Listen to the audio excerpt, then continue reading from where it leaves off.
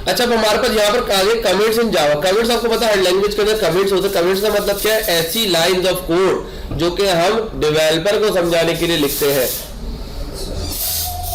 जिसका कंपाइलर के ऊपर कोई असर नहीं होता, तो वो हम जो है उन्हें हम कमेंट्स कर देते हैं कि भाई ये लाइंस ऑफ कोड प्रोग्राम चलते हुए नजर तो ना आए, लेकिन जो पीछे कोडिंग कर रहा है उसके लिए आसानी हो कि भाई इसके नीचे ये कोड हुआ है।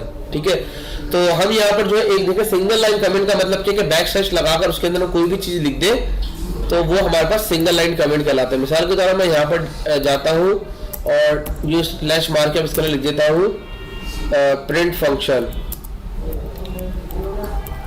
ठीक है, तो अब मुझे पता चल गया इसके अंदर जो काम हो रहा है वो प्रिंट का काम करवा रहा है। सही है। अच्छा जी, अब दोबारा यहाँ पर आ जाओ। यहाँ पर जो है हमारे पास एक और जो है कमेंट्स है जो कि मल्टी लाइन कमेंट्स है। मल्टी लाइन कमेंट्स का मतलब क्या? अगर एक से ज्यादा लाइन का कोड है तो उसको हम इस तरह बता सकते हैं कि this code perform mathematical operation of adding two numbers. ठीक है ना। अब यहाँ पर एक कोड नीचे हुआ है तो उसको हमने इस तरह कमेंट कर दिया अगर एक लाइन से ज्यादा है। ठीक है, किस तरीके से हम करेंगे इसको? हम यहाँ पर इसको इस तरीके से कर सकते हैं। यहाँ पर हमने सबसे पहले बैक स्लैश लगाया और उसके अंदर फिर अब जितना भी हम इंटर करें और उसके अंदर कुछ भी लिख दें तो ये सब का सब कमेंट हुआ है।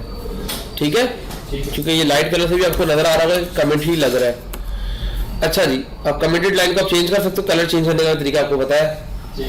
अच्छा जी, अब एक और किस्म का कमेंट है जो कि जावा डॉक कमेंट कहलाता है। जावा डॉक कमेंट हमारे पास सजेशन के लिए यूज हो रहा होता है। सजेशन का मतलब क्या है? मिसाल के तौर पे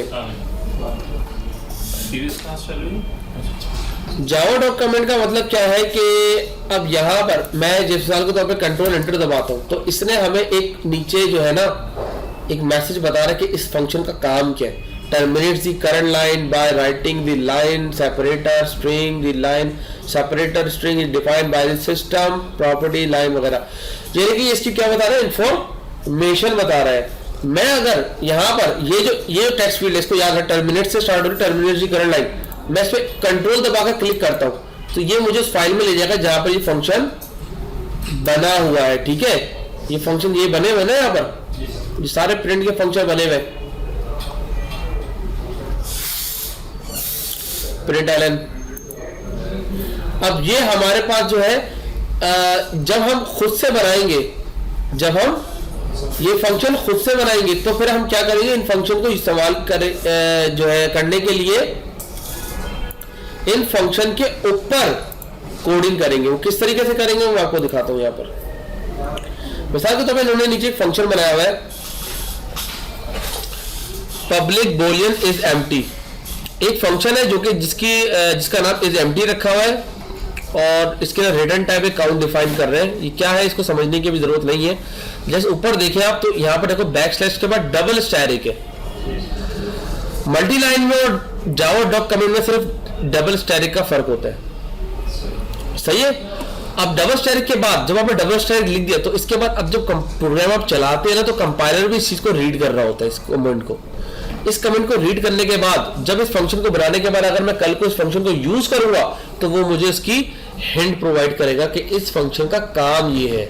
और वो काम क्या है वो जो यहाँ पर डिफाइन करेगा, determine whether the container is empty और not, @return true if the container is empty वगैरह। तो ये आगे डिटेल में जो है हम इसको भी सीखेंगे किस तरह बनाते हैं वगैरह वगैरह। बिल्ट-इन जो आपके पास इस तरह का आ रहा होता है जिसके अंदर मेन फंक्शन से ऊपर इस तरह का बना हुआ आ रहा था, अगर आपको याद हो तो, जो मैंने अभी मिटा दिया था थोड़ी देर पहले। ये यहाँ पर क्या काम हो रहा है? यहाँ पर जो है @पैरामीटर, ये जो इस फंक्शन के पैरामीटर है उसको डिफाइन कर रहे हैं कि भाई इसके अंदर एक पैरामीटर है जिसका नाम args है जो कि कमांड लाइन आर्गुमेंट है। कमांड लाइन आर्गुमेंट क्या है इसके ऊपर हम आगे काम करेंगे तो इसको देखेंगे, लेकिन इतना तो आपको समझ में आ रहा हो कि इतना ये क्या बता रहे हैं इससे कि ये एक पैरामीटर है। @ लगाने से इसको ये चीज समझ में आ रही है कि ये एक पैरामीटर पास कर रहे हैं फंक्शन जिसका, और उसके अंदर उसका वेरिएबल का नाम क्या है? आर्गुमेंट्स। मैं अगर इसको मैं इसको चेंज भी कर सकता हूँ, मैं इसको a लिख देता हूँ। अगर इधर a लिख देता तो फिर इधर भी a लिखना पड़ेगा। सही है ना, क्योंकि बताने के लिए फंक्शन को बताने के लिए कि भाई इधर ही आर्गुमेंट a पास हो रहा है तो ये तो आर्गुमेंट है तो अपने हिसाब से चेंज कर सकते हैं, लेकिन बिल्ट-इन args लिखा हुआ आ रहा होता है तो लोग उसी को यूज कर रहे होते हैं, लेकिन जरूरी नहीं है यही चीज हो।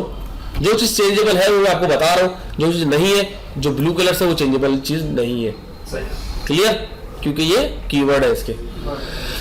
अच्छा जी, यहां तक बात समझ में आ गई सबको? तो इसके साथ हमारा सेशन खत्म होता है। नेक्स्ट क्लास में फिर नेक्स्ट सेशन स्टार्ट करेंगे। और ट्राई इट योरसेल्फ, मैं दोनों का नेक्स्ट क्लास में चेक करूंगा, इसका भी और उसका भी। किसी के पास बुक नहीं तो बुक मुझसे ले ले, और जो है फिर जो है नेक्स्ट क्लास में मैं दोनों चेक करूँ।